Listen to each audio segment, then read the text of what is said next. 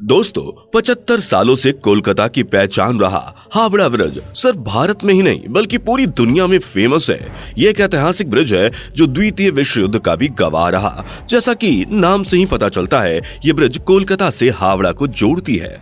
कोलकाता और हावड़ा को जोड़ने वाला ये ब्रिज अपने आप में काफी अनोखा है। इस ब्रिज जैसे अनोखे ब्रिज आपको संसार भर में केवल गिने चुने ही देखने को मिलेंगे।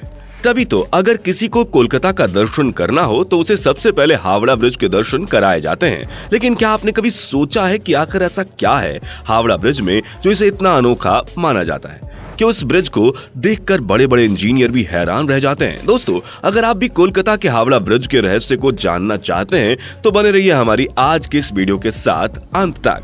दोस्तों, हावड़ा ब्रिज जैसा कि आप सब जानते ही होंगे, ये कोलकाता और हावड़ा के बीच बहने वाली हुगली नदी पर बना हुआ है। आपकी जानकारी के लिए बता दें कि हुगली नदी पर पहले कोई भी ब्रिज नहीं हुआ करता था।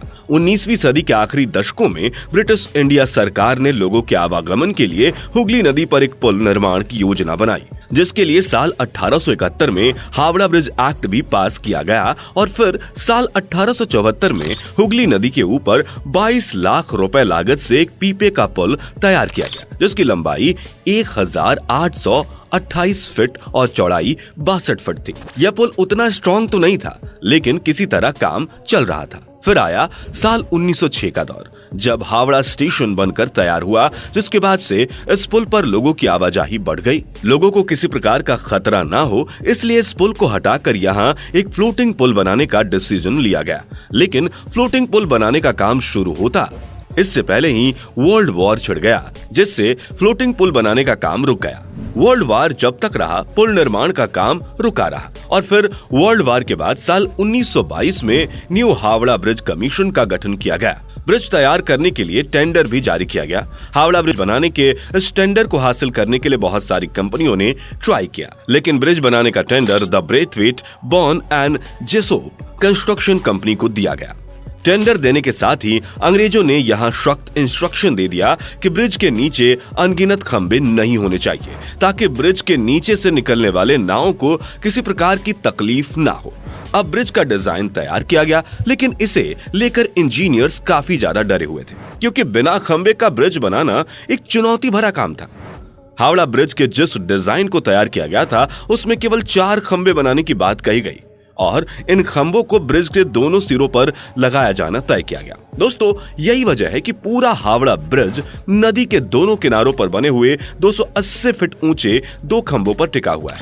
आपको जानकर हैरानी होगी कि ब्रिज के दोनों खंभों के बीच की दूरी 1500 फीट है, लेकिन फिर भी हावड़ा ब्रिज सालों से मजबूती के साथ खड़ा है और यही इस ब्रिज को सबसे ज्यादा अनोखा बनाता है। इस ब्रिज की मजबूती के पीछे इसके निर्माण में इस्तेमाल होने वाली बेस्ट क्वालिटी के मटेरियल्स हैं। इस ब्रिज को बनाने के लिए 26.5 हजार टन स्टील का इस्तेमाल हुआ।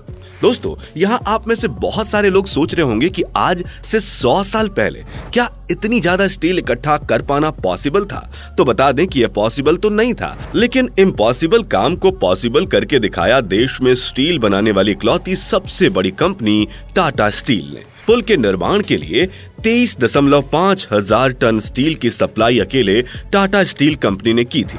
ऐसे में यह कहना हरगिज गलत नहीं होगा कि अगर हावड़ा ब्रिज आज खड़ा है तो इसके पीछे कहीं ना कहीं टाटा स्टील कंपनी का हाथ है।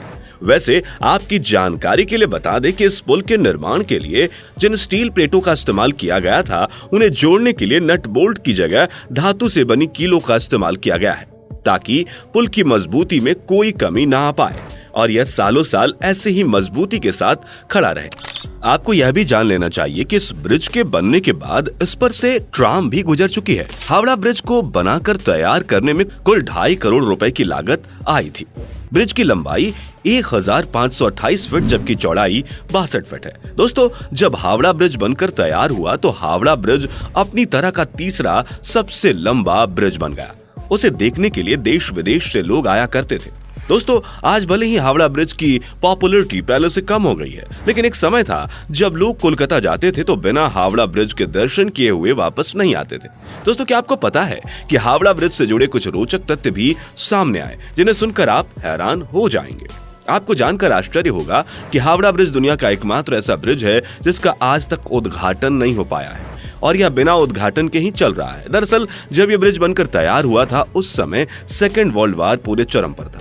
चारों तरफ खून की नदियां बह रही थी, हर तरफ तबाही का मंजर था। इसलिए ऐसे समय में बिना किसी उद्घाटन समारोह के ही हावड़ा ब्रिज को चालू कर दिया गया। दोस्तों, हावड़ा ब्रिज एक ऐतिहासिक ब्रिज है जिसने द्वितीय विश्व युद्ध के दौरान बमबारी झेली, तो वहीं स्वाधीनता आंदोलनों और बंगाल के भयावह अकाल को भी देखा। दोस्तों, क्या आप जानते हैं कि आज हम जिसे हावड़ा ब्रिज कहते हैं उसका रियल नेम रविंद्र सेतु है। दरअसल कोलकाता और हावड़ा को जोड़ने वाला यह ब्रिज जब बनकर तैयार हुआ उस समय इसका नाम न्यू हावड़ा ब्रिज रखा गया, लेकिन 14 जून 1965 को गुरु रविंद्रनाथ टैगोर के नाम पर इसका नाम रविंद्र सेतु कर दिया गया। इसका नाम तो बदल गया, लेकिन लोग के बीच आज भी यह हावड़ा ब्रिज के नाम से ही फेमस है।